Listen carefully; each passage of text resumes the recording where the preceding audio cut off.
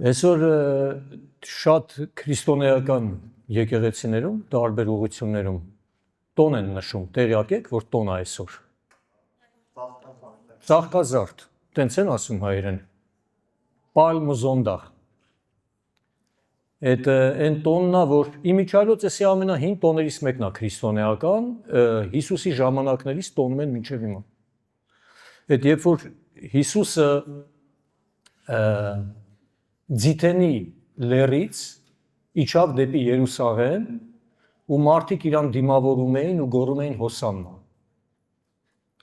Այսինքն Տեր փրկիր, իսկական թարգմանությունը հոսաննայի, Տեր փրկիր հիմա, տենց է թարգմանում։ Ու Տերը իրան կանչողներին երբեք չի թողում։ Ես ուղղակի կխնդրեի, որ ուշադիր լսեք, որովհետև իրոք իմ կարծիքով կարևոր խոսք է ու դուք շատերը իհարկե կհամաձայնվեն հետո։ Գոռում էին, ասում էին հոսաննա, հոսաննա, Տեր, հիմա փրկիր, գոռում էին ու դիմավորում էին իրան։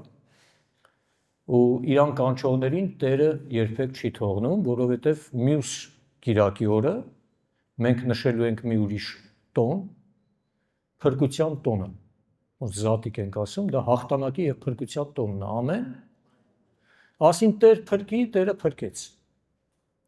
Փրկություն, հաղթանակ տեղ ունեցավ, ինչ տեսակի հաղթանակ, ամենակարևոր հաղթանակը։ Հիմա մենք այսօր կխոսենք դրա մասին, ժողովուրդ ջան։ Հիսուս Քրիստոսը գնաց խաչ, խաչվեց, իր արյունը թափեց խաչի վրա, մահացավ եւ իր մահով հաղթեց մահը։ Հետո հարություն առավ, մենք գիտենք դրա մասին։ Իր մահով ինքը հաղթեց մահը եւ ամենակարևորը, ինչ տվեց դա։ Մարդկային ցեղի համար փրկություն շնորհեց։ Այդ որ մենք երգում ենք, ասում ենք ամբողջ աշխարհը պիտի երկրպագի քեզ։ Ինքը այդ հնարավորությունը տվեց։ Բայց կա մի հատ բայց, որ այդ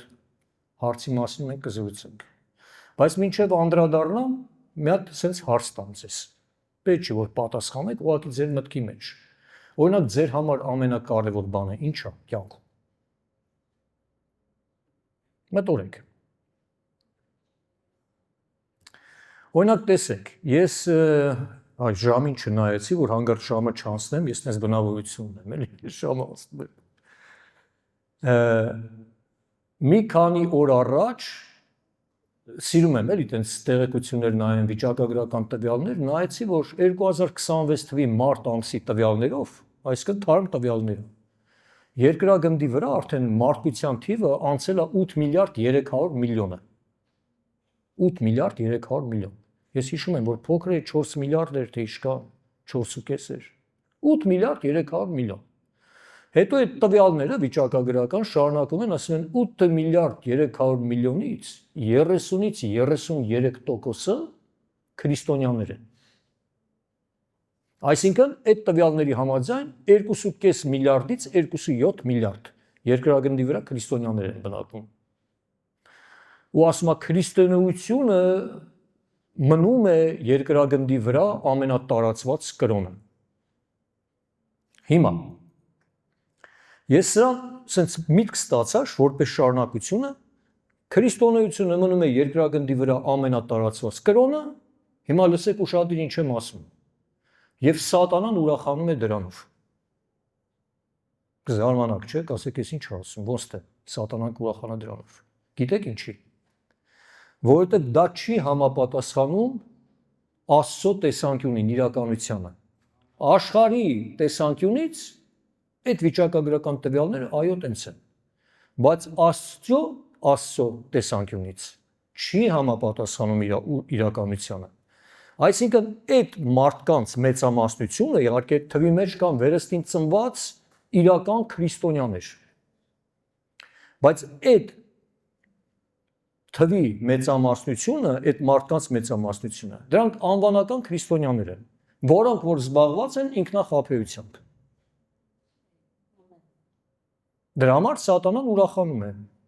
որովհետև օրերը գլորվում անցնում են առաջ, մարդը ապրում է ինքնախաբեության մեջ, հետո գալիս է մի պահ, որ կյանքը վերջանում է, մահանում է այդ մարդը, ու դուք մտածել եք ինչա նշանակում մահը։ Ես այդ հարցի շուրջ շատ երկար մտածել եմ։ Մահը նշանակում է, որ այս երկրի վրայից մեկը փոխանցվում է մի ուրիշ իրականության մեջ։ Այդ փոխանցումը, որ փոխանցում է, ինքը ստեղից գնում է ուրիշ տեղ, մենք ասում ենք մահ։ Շատերը կարծում են, թե մահ նշանակում է, որ պրծավ, չէ, չի պրծնում։ Ես կասեի սկսվում է։ Ու սարսափելին է նա, այս ամեն ինչը որ պատմեցի, որ այդ ինքնախաբեության մեջ ապրող մարդիկ չեն փրկվում, ինչու չեն փրկվում։ Ընդամենը մի պատճառ կա։ Տեսեք, ասեցի, չէ՞, որ Հիսուս Քրիստոսը իր մահով հաղթեց մահը, մարդկային ցեղին հնարավորություն տվեց, որ բոլորը փրկվեն, բայց ինչու չեն փրկվում։ Որովհետև նրանց մեջ չի բնակվում Սուրբ Հոգին։ Միակ պատճառը։ Սուրբ Հոգին չի բնակվում մարդու մեջ։ Եթե Սուրբ Հոգին չի բնակվում մարդու մեջ, ինքը փրկություն չունի։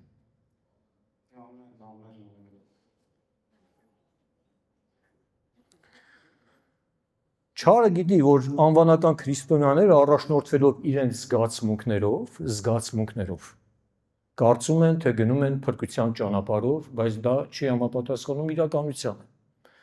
Որովհետև զգացմունքները մարդու մարմնի ձայնն է։ Դատողությունը շնչի կամ մտքի ձայնն է։ Ուրեմն զգացմունքները մարմնի ձայնն են, դատողությունը, որ մարդն ասում է ես գիտեմ, մտածում է ես սենց կանեմ, դա իր շնչի կամ մտքի ձայնն է։ Առանց Սուրբ Հոգու, ուշադիր լսեք ժողովուրդ ջան, առանց Սուրբ Հոգու քո հոգին չի գործելու։ Քո մարմինը միանալու է քո շնչի հետ, միանալու է, ու նրանք միասին տանելու են քեզ կործանման, եթե Սուրբ Հոգին քո մեջ չի բնակվում։ Դրա համար մարդիկ, ովքեր որ հոգևոր կյանքով չեն ապրում, երևի կլսեք, նրանց ասում են հոգևոր մեռած է։ Այդ մարդը իրականում մեռած չի։ Ուղղակի հոգին չի կատարում իր ֆունկցիան, որովհետև Սուրբ Հոգին, երբ որ բնակվում է մարդու մեջ, ինքը միանում է ու սկսում է համագործակցել քո հոգու հետ։ Բայց եթե քո հոգու հետ Սուրբ Հոգին չի համագործակցում, ուրեմն քո շունչը միանում է քո մարմնի հետ ու նա դառնում է հանցագործ։ Քեզ տանում է կործանման ճանապարհով։ Եթե առաջնորդվես զգացմունքներով, սիրելի եղբայր ու քույր, դու գտնես փորձանքի մեջ վաղ թե ուշ։ Ահա թե ինչու են քրիստոնյաների որոշ մաս ապրում խառնաշփոթ կյանքով։ Որտեղ զգացմունքներով են նրանք առաջնորդվում։ Եվ մարդը կարող է իհարկե քրիստոնյա կոչվել, բայց նա չի կարող իրականում քրիստոնյա լինել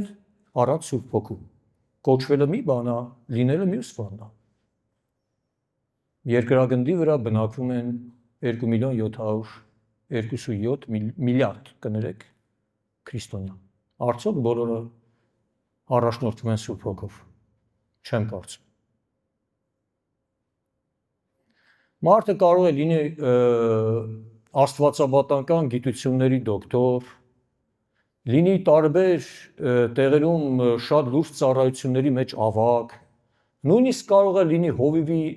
օգնական, հովիվ, կաթողիկոս, եպիսկոպոս, հնարավոր է ինչ-որ մասա իրան ճանաչի որպես քրիստոնյա, կոչի քրիստոնյա, բայց քրիստոնյա չլինի։ Ինչի, որովհետև Սուրբ Հոգին նրա մեջ չի բնակվում։ Մարդը կարա լավ խոսքեր ասի, Աստվածաշունչը անգիր սովորի, կարող է, իհարկե կարող է, բայց եթե Սուրբ Հոգին նրա մեջ չի ապրում, նա քրիստոնյա չի։ Հիմա մենք խոսենք ինչու է այդպես։ Եվ իմիջիայլոց ուզում եմ նշեմ այստեղ, որ կապ չունի, թե մարդը որ եկեղեցին է հաճախում։ Ավետարանական եկեղեցի է գնում, ուղղափառ եկեղեցի է գնում, կաթոլիկ եկեղեցի է գնում, կամ չի գնում, տունը նստած աղոթք է անում, կապ չունի, ուր է գնում մարդը։ Սուրբ Հոգին ապրում է քո մեջ, թե չի ապրում, կարևորը դա է։ Իրական քրիստոնեության մեջ Սուրբ Հոգին համարվում է Աստծո ներկայությունը մարդու մեջ։ Ինչն է Սուրբ Հոգի։ Աստծո ներկայությունը մարդու մեջ։ Ահա թե ինչ է քրիստոնեությունը։ Ահա թե ինչու է քրիստոնեությունը կենդանի հավատք։ Որովհետև այն նույն Աստվածը, որ երկնքում է, գործում է երկրի վրա ու կարա բնակվի ամեն մեկի մեջ, ով որ կցանկանա, կընդունի նրան։ Այդ արարիչ Աստվածը, որ ստեղծել է ամեն բան, այն տիեզերքը, որ մենք մի մասը տեսնում ենք ու անծայրացիր այդ տիեզերքը մենք չենք տեսնում, ամեն ինչ արել է Աստված ու այդ նույն արարածը կարա բնակվի իմ ներսում, քո ներսում, քո ներսում։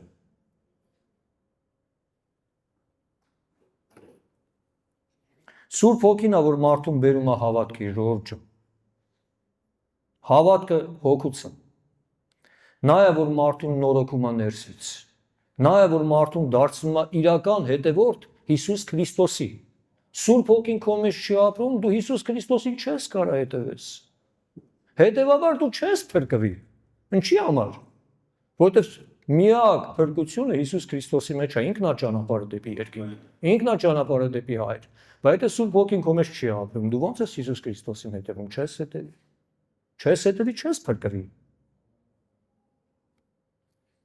Օրինակ Պողոս առաքյալը գրում է հետևյալը։ Հռոմեացիներից 8:9։ Հռոմեացիներից 8:9։ Բայց դուք մարմնով չեք, այլ հոգով, ուշադիր լսեք։ Եթե Աստծո Հոգին ձեզանում բնակված է, ուրեմն, բայց դուք մարմնով չեք, այլ հոգով, եթե Աստծո Հոգին ձեզանում բնակված է, ու շարունակում է, իսկ եթե մեկը Քրիստոսի Հոգին չունի, նա նրանը չէ։ Պարզ գրված է։ Ամեն։ Ես խնդրում եմ, որ այսօր մենք այս խոսքը հիմա որ կարդանք, հետո մտորեք։ Ես մի բան ասեմ, կարող է դուք ասեք շատ բարձր բառեր ես ասում, բարձր խոսքեր եք ասում։ Կյանքումդ ինչքան քարոզ ես լսել։ Ինչքան որ լսել ես տարբեր քարոզներ, այս թեման ամենակարևոր քարոզն է, որ դու լսում ես։ Ուրիշների մասին չի խոսքը, ես ինձ եմ ասում, ես իմ կյանքում ինչքան որ քարոզ արել եմ, իմ ամենակարևոր քարոզը այս քարոզն է, փրկության մասին։ Ես այս եկեղեցում եմ քարոզել, մոտ 15 տարի առաջ մի քանի անգամ քարոզել եմ, ու դրանից հետո տարբեր եկեղեցիներում, տարբեր երկրներում, բայց այս ամենակարևոր քարոզն է։ Բոլոր քարոզները կարևոր են։ Մարդիկ քարոզում են դասիրակության մասին, Հիսուսի խաչի մասին, ամեն ինչը քարոզում են, բարոյականության մասին, բնավորության գծերի ամեն ինչ քարոզում են։ Փառք Տիրոջը բոլոր քարոզները լավ են։ Բայց եթե այդ ամեն ինչը անես, բայց Սուրբ Հոգուն մեջը չունենաս, իզուր է։ Գին չունի, որովհետև չես փրկվելու, եթե Սուրբ Հոգին քո մեջ չի բնակվում։ Այդ զատիկի տոնը, որ մենք ասում ենք, այդ հաղթանակի տոնը, Հիսուսը այդ ժամանակ այդ հնարավորությունը տվեց, որ երբ որ 5 տակառնում Սուրբ Հոգին գալիս էր մարդկանց վրա ժամանակավորապես, հնարավորություն տվեց, հաղթեց, հաղթանակի այդ օրը, հաղթեց մահը, ու հնարավորություն տվեց, որ դրանից հետո ով որ ցանկանում էր, Սուրբ Հոգին կարող գար ու բնակվեր նրա մեջ մշտականապես, ոչ թե ժամանակավորապես։ Ոչ թե իշներ վրան, այլ ներսից ապրեր։ Մի ուրիշ տեղ էլ Հիսուսը ինքը ասում է Մատթեոս 7:23-ում. Եվ ես այն ժամանակ պարզ կասեմ նրանց, թե երբեք ձեզ չեմ ճանաչել։ 7:23 Ինձանից դեն գնացեք, ով անօրենություն գործողներ։ Հիսուսի խոսքերն են սրանք։ Սա գալիս է այն հատվածում, որտեղ մարդիկ ասում են, թե հրաշքներ են գործել նրա անունով։ Հիսուսին են ասում, բայց նա մերժում է այդ մարդկանց։ Այս խոսքերը ցույց են տալիս, որ Աստված ճանաչելը նշանակում է անձնական կենդանի կապ, փոխհարաբերություն ունենալ Աստծո հետ։ Ոչ թե ձևական, անվանական, խոսքերով, այլ անձնական փոխհարաբերություն ունենալ Աստծո հետ։ Երբ Քրիստոսը այդ մարդկանց ասում է ես ձեզ չեմ ճանաչում, նա չի խոսում պարզապես չգիտեմ թե ով եք դուք իմաստով, այդ իմաստով ինքը չի ասում։ Աստված բոլորին ճանաչել է մինչև նրանց ծնվելը։ Բոլորին, այ մեզ բոլորիս Աստված դեռ մեր ծնվելը իմացել է, որ 2026 թվականի մարտի 29-ին մենք հավաքվելու ենք այստեղում ու ես այս խոսքն եմ ասելու ձեզ։ Ու Աստված իմացել է թե ով ոնց է ընդունելու այս խոսքը։ Մինչև մեր ծնվելը։ Բոլորին է ճանաչում, բայց սրանց ասում է ես չեմ ճանաչում։ Ճանաչել բառը հատկապես հուներենում ու հեբրայերենում նշանակում է խորը անձնական կապ ունենալ։ Խորը անձնական կապ մեկը մյուսի հետ, հարաբերություն ունենալ։ Հիսուսը ի նկատի չուներ այդ մարդկանց, որ ասեց իրանց գոյության մասին, ես ձեր գոյության մասին չգիտեմ, այդ ի նկատի չուներ։ Նա ուղղակի ասում էր դուք ինձ իրական հարաբերություն տեղ չեք տվել ինձ։ Նա ուզում էր ասել ձեր հավատքը արտաքին էր, որովհետև Սուրբ Հոգին ձեր մեջ չէր բնակվում։ Այդ էր ուզում ասել Հիսուսը այդ մարդկանց։ Կարելի է sense նման մի օրինակ ասել, այդ օրինակը երևի լսած կլնեք։ Կարելի է ինչ-որ մեկին իմանալ։ Մանավանդ մեր դարում, չէ, մենք շատերին գիտենք։ Հեռուստատեսությամբ, չգիտեմ, սոցիալական ցանցերով մենք տարբեր մարդկանց գիտենք։ Բայց մենք իրար չենք ճանաչում այդ մարդու հետ։ Նա մեր գոյության մասին ընդհանրապես տեղյակ չի։ Մենք իրան ճանաչում, գիտենք, չենք ճանաչում։ Փոխհարաբերություն չունենք, ուղղակի գիտենք։ Առանց Սուրբ Հոգու դու չես կարող մտերիմ լինել Հիսուս Քրիստոսի հետ ու փոխհարաբերություն ունենալ։ Առանց Սուրբ Հոգու դա հնարավոր չի։ Հովհաննեսի 14:6 Հենց Հիսուսն է ասում։ Հովհաննեսի 14:6 Ես եմ ճանապարհը, ճշմարտությունը եւ կյանքը։ Ոչ ոք չի գալիս Հոր մոտ, եթե ոչ իմ միջոցով։ Ամեն։ Սա նշանակում է, որ դեպի Աստված, դեպի Հայր, գնալու միակ ճանապարհը Հիսուսն է, ուրիշ ճանապարհ չկա։ Եվ առանց Սուրբ Հոգու դու չես կարող Հիսուսի հետ գնալ այդ ճանապարհը։ Գործ առաքելոց 4:12 այստեղ արդեն խոսում է Պետրոսը։ Գործ առաքելոց 4:12 Տեսեք թե ինչ է ասում, կարևոր բան է ասում։ Ես ուզում եմ ուղղակի սա մտքերը կապեմ իրար հետ։ Ուղղակի դուք ուշադիր խնդրում եմ լսեք, վերջում կամփոփենք։ Եվ ուրիշ ոչ մեկի մեջ փրկություն չկա։ Ես ստեղ կարդամ, որովհետև հնարավոր է, որ իմ մոտ ուրիշ թարգմանությամբ գրված լինի, որ այս թարգմանությամբ դուք ծանոթ եք։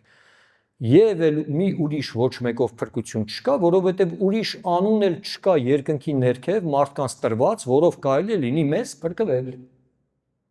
Տեսնում եք, ուրիշ անուն չկա։ Ինչ է նշանակում սա։ Այս բոլոր հատվածները միասին, որ Հիսուսի խոսքերը կարդացինք Պետրոսի, փրկությունը պարզապես լավ մարդ լինելը չէ։ Լավ գործեր կատարելը չէ, ծառայություններ անելը չէ։ Անձնական հարաբերություն ունենալ Հիսուս Քրիստոսի հետ, որը որ առանց Սուրբ Հոգու անհնար է։ Լիարժեք Քրիստոսի հետ փոխհարաբերությունները հնարավոր չեն առանց Սուրբ Հոգու։ Հիմա այս առաջի մասը կարելի է ընդունել այսպես, որ հասկանանք, որ առանց Սուրբ Հոգու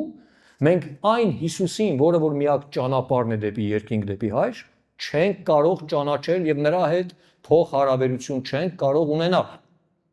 Եվ նրա ուսմունքն ու վարդապետությունը չենք կարող առանց Սուրբ Հոգու հասկանալ։ Ուզում ես 500 անգամ Աստվածաշունչը կարդա։ Մտի սենյակ, դուռը փակի, վերեն մի հատ փոքր տեղից քեզ ուտելիք տան, կեր դուրս մի արի։ Տարիներով 500 անգամ Աստվածաշունչը կարդա։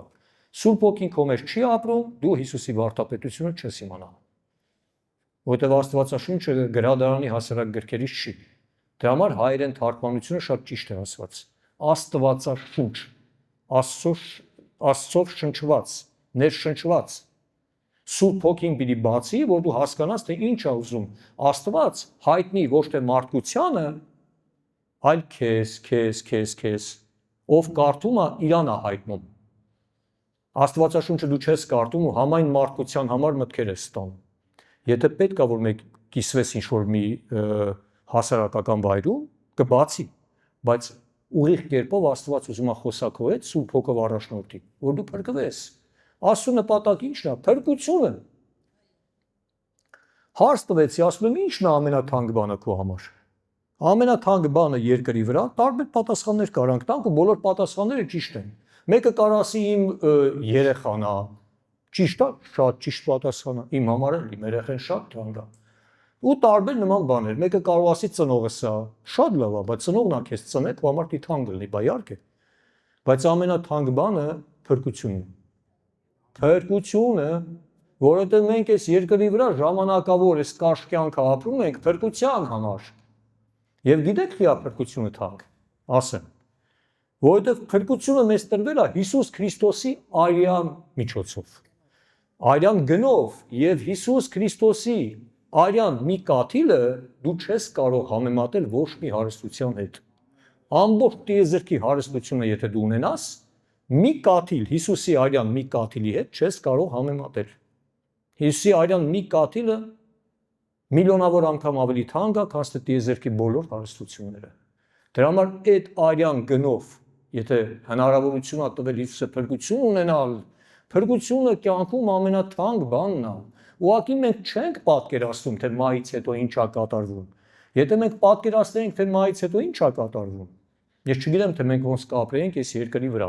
Կարող է մեր ունեցվածքը ծախենք, տանք աղքատներին, օր ու գիշեր դուրս ավետարանչությամբ զբաղվենք, բայց հիմա ինչ ենք անում։ Զբաղվում ենք մեր գործերով, գնում ենք աշխատանքի, կարող աշխատանքի տեղը շեֆը ասի ավել մնա, որ քեզ ավել փող տամ եւ այլն, սա օրը դրանով զբաղվում ենք, հենց ազատ ժամանակ ունենք, ասում ենք կանգնի մի երկու խոսք ավետարանենք։ Բայց որ իմանանք, թե մահից հետո ինչ է սպասվում մեզ, մենք չենք աշխատի։ Մեր կիսասոված հազիվ սենց դիմանալով, բայց օր ու գիշեր կավետարանենք, որ համ մենք փրկվենք, համ էլ այն մարդիկ, ում որ մենք ավետարանում ենք։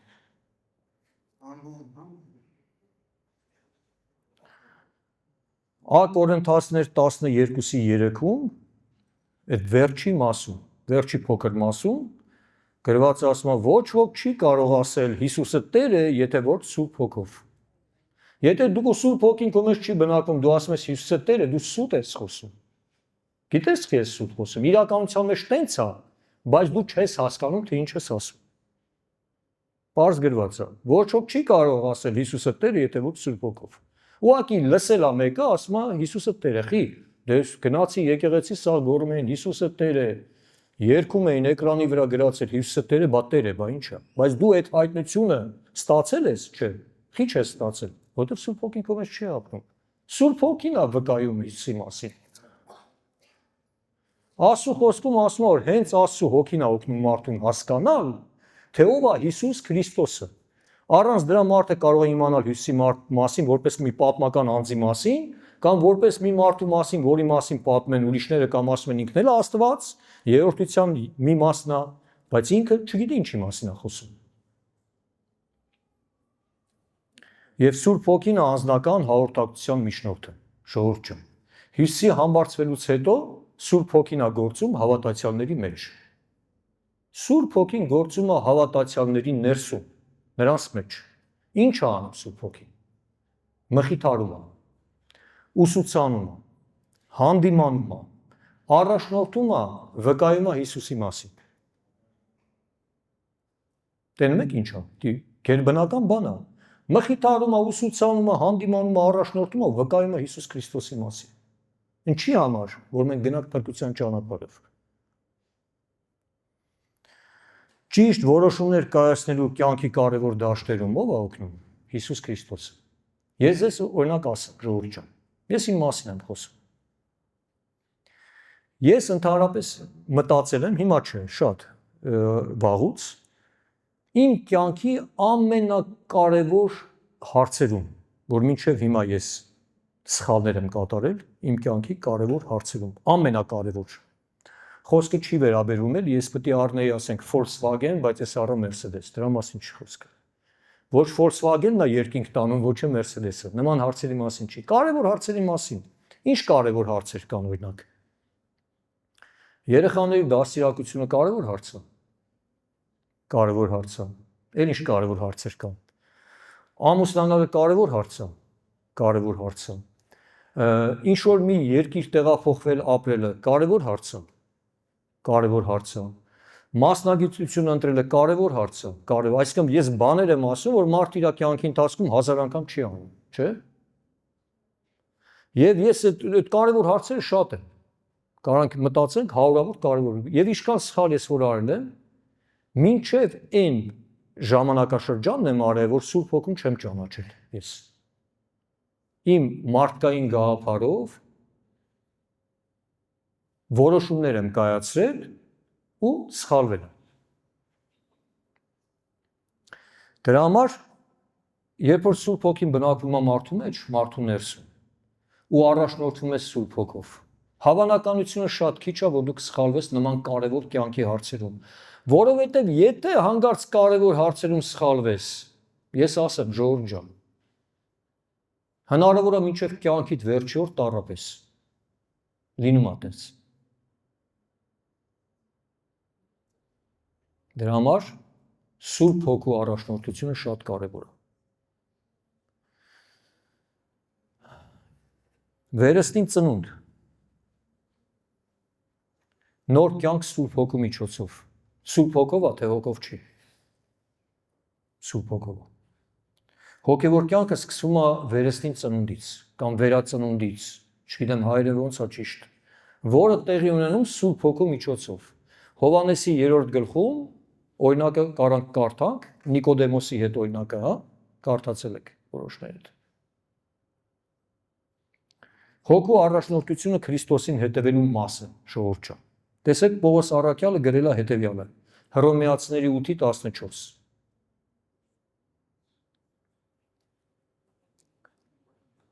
Որովհետև որոնք որ Աստծու հոգով են վարվում կամ առաջնորդվում, շատ թարգմանություններում գրված է առաջնորդվել բառը, որովհետև որոնք որ Աստծու հոգով են վարվում, նրանք Աստծու որդիք են։ Տեսնում եք ժողովուրդ ջան։ Այսինքն Քրիստոսի հետ հարաբերությունները ենթադրում են ոչ միայն հավատ, այլ կյանք Սուրբ Հոգու առաջնորդությամբ։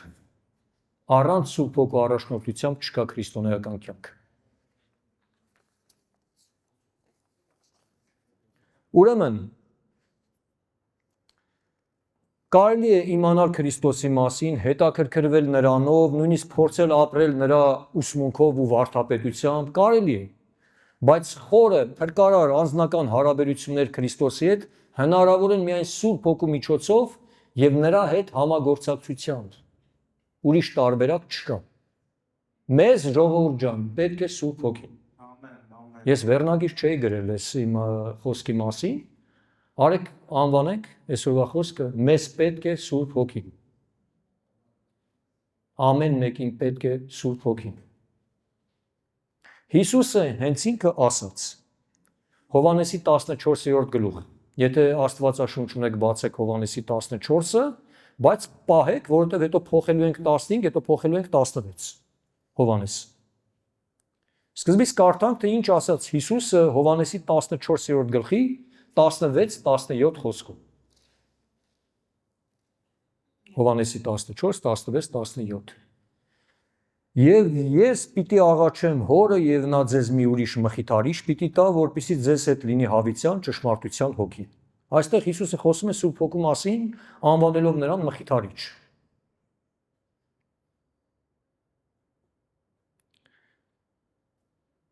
Հուներեն պարակլետոս բառն է, մխիթարիչ,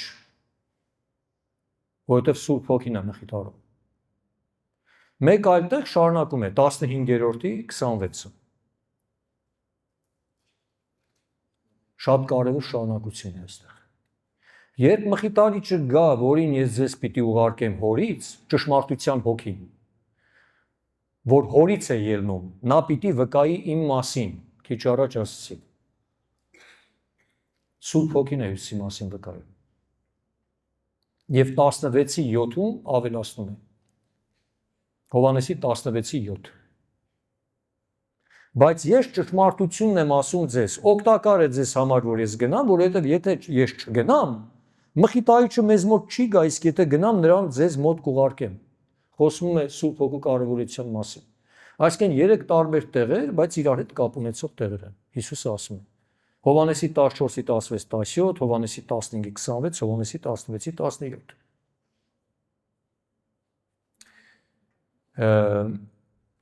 Կարճ վկայություն անեմ, լավ։ Սուրբ Հոգու հետ կապված։ Ուրեմն կամ 99 թվի վերջին էր, հետո ես կասեմ ինչի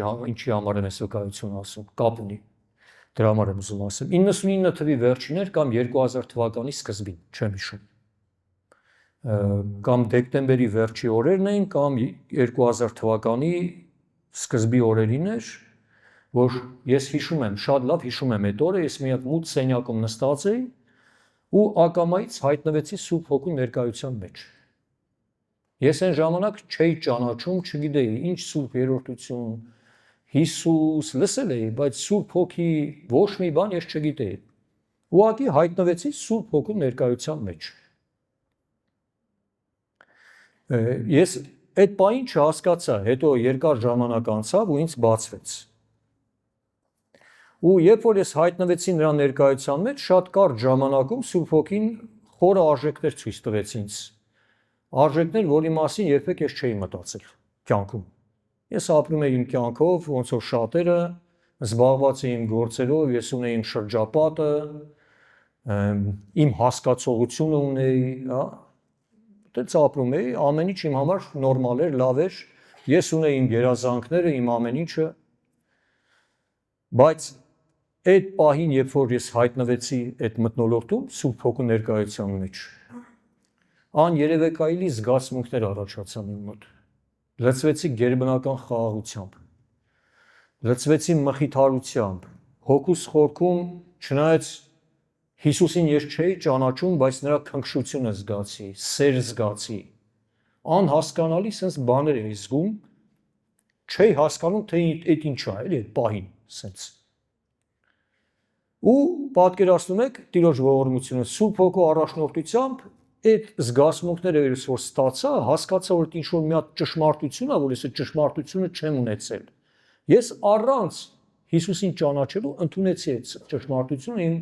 հոգու խորքում։ Որովհետև դրա արդեն մյուս օրվանից, որովհետև այդ գիշեր էր, առավոտը արդեն։ Այն ամեն ինչը իմ հասկացողությունը, երազանքները, այդ ամեն ինչը,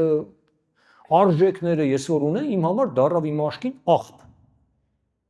Աղբ էր, ոչ մի հետաքրքրություն չկար, կորել էր հետաքրքրությունը։ Գիտեք երբ այդպես, որովհետև վստահ է, որ մի բան կա, մի ճշմարտություն, մի թանկ բան, ասես խորը մի հատ գանձ կա, դրա մեջ վստահ եմ։ Որ ես այդ գանձը չունեմ ու կենտրոնացված էի, որ ման գամ այդ գանձը փնտրեմ գտնեմ։ Այսինքն իմ մոտ կարգավիճակ էր ու իմ այդ շրջապատը սա ասում են, «Էս ինչ ա եղել քեզ։ Լրիվ փոխվել ես, քեզ չենք ճանաչում»։ Չնայած ես բան չէի խոսում։ Բայց իմ մոտ այդ իրանց գործերի հետ կապված լրիվ ապաթիա էր առաջացել, անհետաքրքրություն։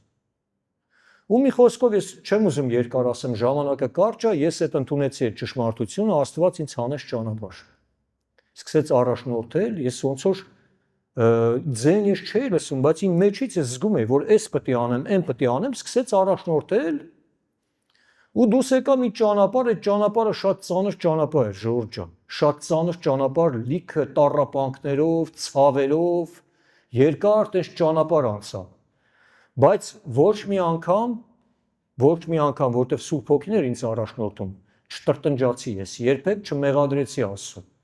Որովհետև ինձ այտենց մի հատ ճշմարտություն բացահայտվեց, ես այդ ճանապարհները որ տառապանքի անցնում էի, որ ես բոլոր տառապանքները ոչ թե Աստված է իմ համար պատրաստել, այլ իմ այն անաստվածային կյանքից է, դրա հետևանքներն է, որ ես անաստվածային կյանք եմ ապրել, ոնց որ շատ շատերը, այ դրա հետևանքն է։ Բայց գիտեք ինչ, ժողովուրդ ջան, երբ որ մենք Աստծուն ասում ենք, հա, ինքը մեզ բերում է, ինքը հավատարիմ Տեր է, հասցնում է այն կետին, որը որ նախասահմանել է ինքը մեր համար։ Ուղղակի փափագի, որ Սուրբ Հոգին բնակվի քո մեջ, եթե դու չես զգացել, որ Սուրբ Հոգին քո մեջ բնակվում է, փափագի, որ Սուրբ Հոգին բնակվի քո մեջ, ու ամեն ինչ կփոխվի։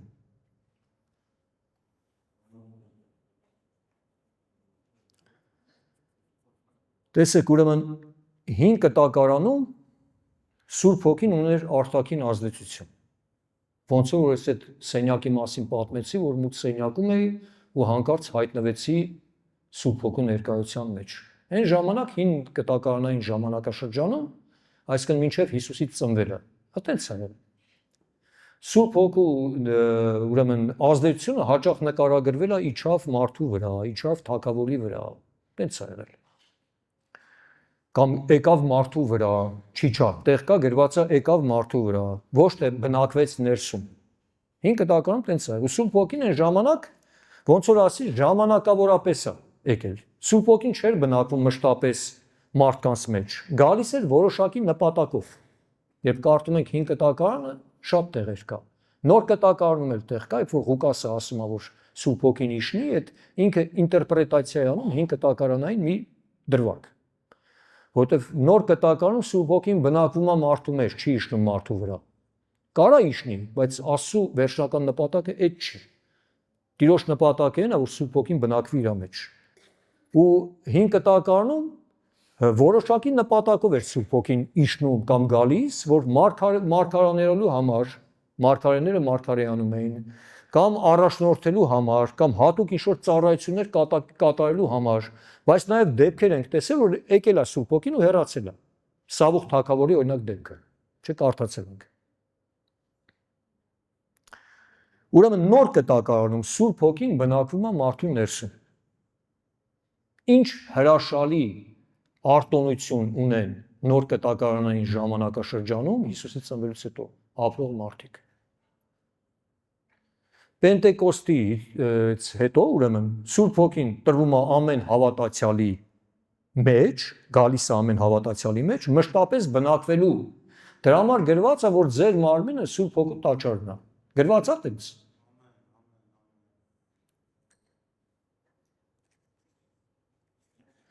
Տրվում է բոլոր հավատացյալներին, տրվում է ովքեր որ փափագ ունեն, ովքեր որ համաձայնվում են ու ցանկանում են, բոլորին տրվում է։ Այլևս ոչ միայն ընտրյալներին է տրվում, այլ յուրաքանչյուրին, ով որ հավատում է Հիսուս Քրիստոսին, ապաշխարում է։ Բոլորին տրվում է։ Ու Սուրբ Հոգին ոչ միայն զորություն է տալիս, որովհետև Սուրբ Հոգին զորություն է տալիս, միայն զորությունը չի։ Փոխում է մարդու սիրտը, Սուրբ Հոգին, առաջնորդում է ներսից, ստեղծում է նոր բնույթ, տալիս է սեր, խաղաղություն, համբերություն, երկարամտություն, զորություն է տալի, որ մենք մեղք չգործենք, առանց Սուրբ Հոգու մարդը ինչ տեսակի մեղք ասես կարա գործի։ Զարմանալու բան չի, որ ասում են, այս մարդը sense մի հատ մեղք կա գործել ու մի 1000 հոգի զարմանում են, չէ։ Ոչ թե այդ մարդն է վատը, Աստծո համար բոլոր մարդիկ լավն են, Աստծո համար բոլոր մարդկանց համար Աստծո սիրտը ցավում է, ինքը բոլորին սիրում է։ Նրանք վատը չեն, ուղղակի որ Սուրբ Հոգին այդ զորությունը չի տալի, մարդը կարա կոտրվի ինչ-որ մեղք գործի։ Ու մշտական հարաբերություն։ Նոր կտակարանային ժամանակաշրջանում Սուրբ Հոգին դառնում է ուսուցիչ, մխիթարիչ, առաջնորդ կամ ուղղորդող, այս դժվար կյանքի պայմաններում, շատ դժվար կյանքի պայմաններ է գնալով ավելի դժվարանում է։ Նաև բժիշկ, իմիջայլոց։ Բժիշկ, որովհետև առանց Սուրբ Հոգու չի կարող լինել աստվածային հրաշք, չի կարող տեղի ունենալ։ Աստվածային հրաշքը տեղի ունենում Սուրբ Հոգու միջոցով։ Իմիջայլոց ինչ վերաբերում է բժշկությանը, եթե եղբայր կամ քույր կամ միգուցե հետո ինչ որ մեկը կդիտի կամ հիմա են դիտում, եթե խնդիր ունես առողջության հետ կապված, կուզենայի մի տեղ ասեի, որ կարդայիր։ Մտորեիր, բայց հավատքով, Ժորժ ջան, այդ ինչ որ ասում եմ։ Կարդա, մտորի, հավատքով ընդունի ու հրճակի այդ տեղը հիմա որ ասելու եմ։ Կարդանք։ Լավ, կարդանք։ Ուղղակի թեմայի հետ այդքան կապ չունի, չնայած Սուրբ Հոգու մասին է, բժշկարարետ ուժի, Մարկոսի 11:23-24-ը։ Այս տեղը խնդրում եմ, ով որ ինչ-որ խնդիրներ ունի առողջության հետ կապված, խնդրում եմ, որ կարդաս տունը, մի անգամ չէ, ամեն օր կարդա, մտորիր, որտեղ Աստված քեզ կբացի, ընդունիր և հռչակիր, որովհետև ճշմարիտ ասում եմ ձեզ, թե ով որ այս ծառին ասե վեր կաց եւ ծովն ընկիր եւ իր սրտումը չերկմտի, բայց հավատա, թե ինչ որ ասում է կլինի նրան, կլինի ինչ որ ասե։ Մյուսը սրա համար ասում եմ ձեզ, թե ամեն ինչ որ աղոթք անելով խնդրեք, հավատացեք, թե կառնեք եւ կլինի ձեզ։ Ամեն։ Այս տեղերը շատ մարդկանց կյանքում հրաշքներ է գործել։ Շատ հզոր վկայություններ կան սրա հետ կապված, մարդիկ են եղել, որ իրոք իրականություն է դա ինչ որ ասում եմ, որ իրանց ասել են, որ մի քանի օրից կմահանաս, բայց հետո 50, 60, 70 տարի եկեղեցում հովիվ են եղել ու ծառայել են։ Հալելույա։ Առանց Սուրբ Հոգու հնարավոր չի դա։ Ուրեմն ինչ հրաշալի արտոնություններ ունենք մենք։ Տարբերություն հին կտակարանային ժամանակաշրջանի եւ նոր կտակարանային։ Ասեմ, տարբերությունները ասեմ ու կմոտենամ վերջաբանին արդեն։ Հին կտակարանում ժամանակավոր ներկայություններ, նոր կտակարանում մշտական բնակություն։ Մեծ տարբերություն է։ Հին կտակարանում ընտրված մարդկանց վրա, նոր կտակարանում բոլոր հավատացյալների մեջ։ Հին կտակարանում արտաքին ազդեցություն, նոր կտակարանում ներքին կյանք։ Հին կտակարանում առանձին դեպքեր, նոր կտակարանում շարունակական հարաբերություն, հրաշքներ եւ այլն։ Հին կտակարանում իջնում էր մարդկանց վրա, նոր կտակարանում բնակվում է մարդու ներսում մշտապես։ Ամեն։ Շանսա տրված Ժորժան, մեզ պետքա Սուրբ Հոգին։ Վերնագիրը էսեր։ Մեզ պետքա Սուրբ Հոգին։ Այսինքն տարբերությունը որտեղ Սուրբ Հոգու մեջ է, Սուրբ Հոգին միշտ ոնց եղել է, այդպես մնացել է։ Այլ նրա աշխատանքի ձևի մեջ է, որ Սուրբ, որ Տիրոջ ողորմությամբ Հիսուսը եկավ, խաչի վրա մահացավ, իր արյունը թափեց, հարություն առավ, համբարձվեց ու իր մահով ինքը հաղթեց մահը, մեզ տվեց փրկություն եւ մեծ շանս տվեց, որ ոչ թե մարդիկ կոր չեն, այլ բոլորը շանս ունենան, որ փրկվեն։ Դրա համար տոնելու ենք մյուս կիրակի օրը հաղթանակի ու փրկության օրը։ Իսկական հաղթանակի օրը այսօրն է։ Մայիսի 9-ը չի։ Մայիսի 9-ն էլ է հաղթանակի օր։ Բայց դա ժամանակավոր ինչ որ մի իրադարձություն է։ Ասենք սովետական միության բնակիչները առաջվա կամ եվրոպական որոշ երկրների Միացյալ Նահանգների իրանց համար մեծ օր է։ Կամբոջայում իրանք ունեն իրանց հաղթանակի օրը, ասենք բանում Կոնգոյում իրանց հաղթանակի օր ունեն, բայց այս հաղթանակի օրը սի մարդկային ցեղին է վերաբերվում, բոլորին, ովքեր որ 2000 տարի առաջ ծնվել են, ծնվում են ու պետք է ծնվեն։ Բոլորը կարան Սուրբ Հոգու ունենան իրանց ներսում։ Ուրեմն, եթե մարդը չի ապաշխարում, չի դառնում դեպի Աստված, Սուրբ Հոգին չի բնակվում նրա մեջ։ Հիմա խոսում ենք նրա մասին վերջաբանում, թե բա ոնց անենք, որ Սուրբ Հոգին բնակվի մեր մեջ։ Պետք է հանձնվես։ Ես օրինակ հանձնվել եմ, իրոք, որ երգում ենք, չէ՞ այսօր։ Երգում ենք, թե չէ, ինձ թվում է երգեցինք։ Հանձնվեր։ Հանձնվել է, ես հանձնվել եմ։ Եթե չհանձնվեի, բառից բուն իմաստով եմ ասում, Ժողովուրդ ջան, ես այսօր կենդանի չէի լինի։ Բառից բուն իմաստով։ Որովհետև տես պահ եղավ, բայց քանի որ հանձնվել է, Աստված իր ողորմությունը թափեց իմ վրա։ Շատ տարիներ առաջ, 20-26 տարի առաջ։ Ես կարող եմ մի քանի օր ապրեի ու չապրեի, բայց 26 տարի անցել է ու ամեն ինչ փառք Աստծո լավ է, որովհետև Տիրոջ հետ չի կարող վատ լինի։ Առանց ապաշխարության Սուրբ Հոգին չի բնակվում մարդու մեջ։ Իրական, այո, իրական ապաշխարության մասին է խոսքը։ Ապաշխարություն ուրիշ ձև չի էլ կարող լինի։ Ինչ է, ինքնախաբեություն է։ Մարդուն ասում են կրկնի, կրկնում է, ասում են դե գնա տուն, լավ, փրկվել ես։ Դա չի կարող լինի։ Առանց ապաշխարության Սուրբ Հոգին չի բնակվում մարդու մեջ։ Բայց կարող է գործել, կանչել մարդուն։ Ոնց որ հիմա այս պահին հնարավոր է ինչ-որ մեկին կանչում է։ Ապաշխարությունից հետո Սուրբ Հոգին մտնում է ու մնում է մարդու մեջ, իրական ապաշխարությունից հետո։ Դրա համար ես հիմա կոչ եմ անում, եթե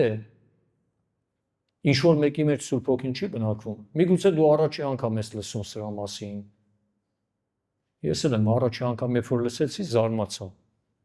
Սուրբ երրորդություն, Սուրբ Հոգի, բայց շատ բաներ կար, որ չէի հասկանում, հավատքով ընդունեցի։ 26 տարի առաջ, 25-26 տարի առաջ Փառք Տիրոջը, եթե ինձ հիմա հարցնան ասեն, տես դու ասեն 26 տարի առաջ ընդունել ես Սուրբ Հոգուն քո մեջ, ապաշխարել ես Սուրբ Հոգին ապրում է քո մեջ։ Ինչ կուզենայիր կյանքում, ես ավելի շատ դրանից լավ բան, ես կասեի նույն բանը կուզենայի, բայց որ ավելի երիտասարդ տարիքում։ Որովհետև արդեն էլի երիտասարդ էի, բայց հասուն տարիքում էի արդեն։ Ինչքան շուտ ես Սուրբ Հոգուն ընդունում, քո կյանքը այդքան ավելի օգտվում ես։ Ավելի քիչ սխալներ ես անում, ճիշտ որոշումներ ես կայացնում, քեզ Աստված ավելի շատ է օգտագործում, որ դու այնքան օրհնվես, որ քո օրհնությունը թափես ուրիշների վրա։ Քեզանով ուրիշներն էլ օրհնվեն։ Ցիրկուլյացիա է քրիստոնեությունը։ Կամ միգուցե եկեղեցի ես գնում, այդ եկեղեցի գնալ այդքան չի նշանակում, որ ով մտնում է եկեղեցի Սուրբ Հոգին իր մեջ բնակվում է, այդպես բան չկա։ Տենսորներ բոլորին զորով կլցեին եկեղեցի, դուռը կփակեին գրեքները, սա կգնային հերթով երկինք։ Բայց տես չի։ Մենք որ գնում ենք հիվանդանոց ենք մտնում, հո մենք բժիշկ չենք դառնում ավտոմատ, մտնում ես ու դառար բժիշկ։ Այն մեկը մտնում է ինչ-որ մի հատ ուրիշ համալսարանի ֆակուլտետ, դառնում է ինժեներ, չէ։ Տես չի։ Եկեղեցի մտնելով դու գարանտիա չունես դու քրիստոնյա ես թե չէ։ Միակ գարանտիան, որ դու քրիստոնյա ես, որ Սուրբ Հոգին ապրում է քո մեջ, դու գիտես դրա մասին։ Վերջ։ Ուրիշ գարանտիա չկա։ Հիմա կարող է դու 35 տարիա գնում ես եկեղեցի։ Կամ մի տարի, կամ առաջի օրն ես եկել, կամ չես է գնացել, հիմա լսում ես մեզ։ Եթե Սուրբ Հոգին քո մեջ չի ապրում, դու չես փրկվի։ Եթե կոպիտ եմ ասում, կներեք ինձ, բայց ճշմարտությունն եմ ասում, քո համար եմ ասում։ Միգուցե սրտումդ զգում ես ծանրություն կամ դատարկություն, իմացիր, որ Աստված քեզ կանչում է։ Նա քեզ սիրում է, ոնց որ բոլորին, ու սպասում է քեզ։ Ուղղակի ապաշխարի, հանձնվի, պարզապես ասա, Տեր, ես սխալվել եմ ներիր, ես ուզում եմ քո հետ լինեմ։ Սրտանց։ Պետք չի դիսերտացիաներ կարդալ, բանանել, սրտանց։ Սկսիր կարդալ Աստվածաշունչը, խոսիր Աստծո հետ ամեն օր ու կզգաս նրա ներկայությունը, արդեն Սուրբ Հոգու ներկայությունը դու կզգաս։ Եթե դու հիմա գնում ես եկեղեցի ու կարդում ես,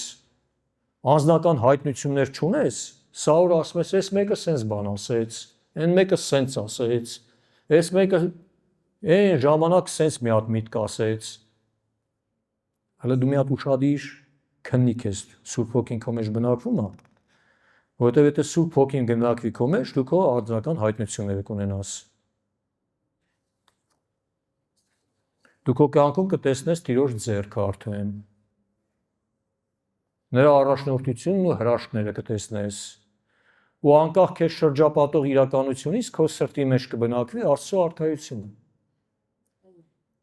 Դա չի նշանակում, որ դու արդեն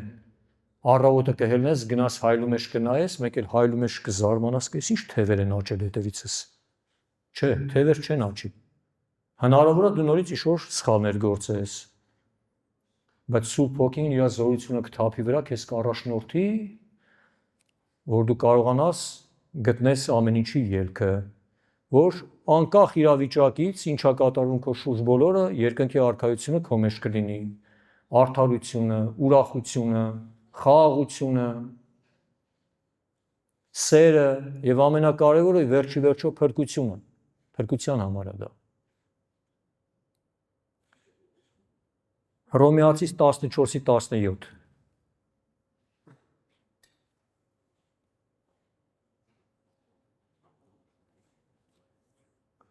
մի ուշացիր, այսօր կարող է լինել քո նոր սկիզբը, եղբայր քույր։ Որովհետև Աստծո արքայությունը ուտելիք եւ խմելիք չէ, այլ արդարություն եւ խաղաղություն եւ ուրախություն Սուրբ Հոգովը։ Այսինքն երկնքի արքայությունը ինչով է? Սուրբ Հոգովը։ Առանց Սուրբ Հոգու չկա։ Այդ բաները չկա, արհեստական։ Խաղաղություն բան է, որ ասում են, սիրուն խոսում են, մեկ էլ հարձակվում են քարևանի վրա, երկիրը երկրի վրա։ Եթե Սուրբ Հոգին բնակվում է մեկի մեջ, իրական այս արդարությունը, խաղաղությունը եւ ուրախությունը անկախ քեզ շրջապատող իրականությունից։ Հնարավոր է քո շուրջ բոլորը լաց են, բայց դու գնաս առանձին խաղաղության մեջ աղոթք անես։ Աստված այդ լացը չի լսի, բայց քո աղոթքը խաղաղության մեջ կլսի։ Ամեն։ Մեզ պետք է Սուրբ Հոգին, փափագիր, Սուրբ Հոգին կապրի քո մեջ ու կդառնաս Տիրոջինը։ Կդառնաս Տիրոջ զավակը, Տիրոջ դուստերը, կվայելես նրա ներկայությունը ամեն օր։ Դու կխոսաս, ինքը լսի քեզ պատասխանի։ Իր խոսքը դու կլսես։ Դրա համար եղբայր եւ քույր, ամեն ինչ արա, որ Սուրբ Հոգին բնակվի քո մեջ։ Թող քո կյանքում լինի այդ ամենակարևոր բանը, որ փափագես ամեն օր, ամեն ինչ անես, ապաշխարես, որ Սուրբ Հոգին բնակվի քո մեջ։ Հետո ես կհեսա, որ վերջացնեմ, եթե ինչ-որ մեկը կցանկանա ապաշխարի, դա միշտ էլ հնարավոր է։ Ապաշխարության համար չկա ոչ ժամանակ,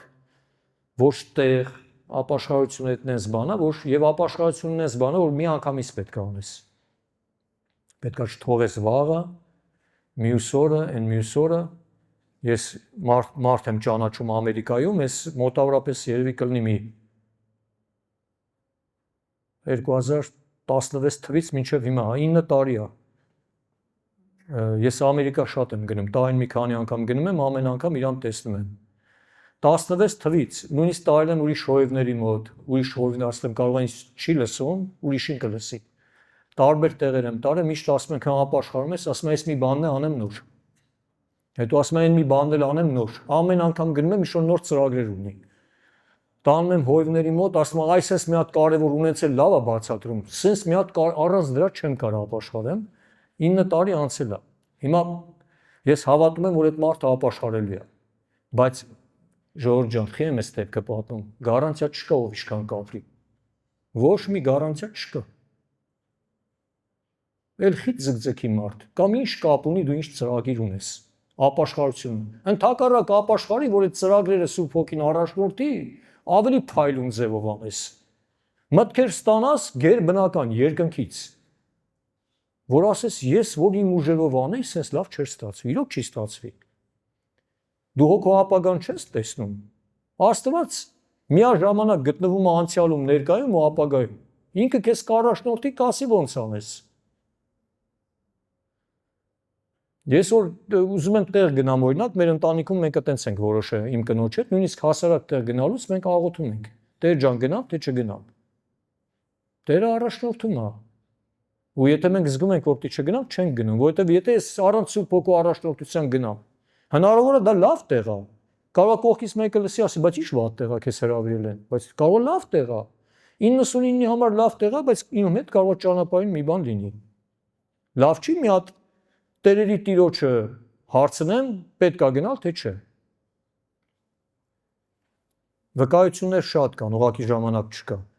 Դրա համար կոչ եմ անում եղբայրներ եւ քույրեր, եթե ինչ-որ մեկը ցանկանա ապաշխարի եւ այս ուղղակի խոսքեր չի, Սուրբ Հոգին կբնակվի քո ներսում, կառաջնորդի քեզ, քո սրտի մեջ կլինի երկնքի արքայությունը, դու կճանաչես Հիսուսին, Հիսուսի հետ անձնական, քո անձնական, որովհետև քրիստոնեությունը դա անձնական փոխհարաբերություն է Հիսուսի հետ։ Դա խմբերով չի։ Փոխհարաբերություն կունենա ու դու երջանիկ մարդ կլինես անկախ քեզ շրջապատող իրականությունից։ Ու ամենակարևորը Սուրբ Հոգին քեզ կվկայի Հիսուսի մասին, կառաջնորդի դեպի փրկություն։ Որովհետև առանց Հիսուսի փրկություն չկա։ Վերջում հիմա ուզում եմ ձեր համար Սաղմոս կարդամ։ Օրհնեմ ձեզ բոլորին, ովքեր որ գտնվում են այստեղ ու լսում են մեզ։ Սաղմոս 91-ը եղբայրս 91-ի 14-ից Տանը խորհուրդ կտամ ամբողջությամբ կարդաք այս Սաղմոս 91, հիմա կարդանք 14-ից 16-ը։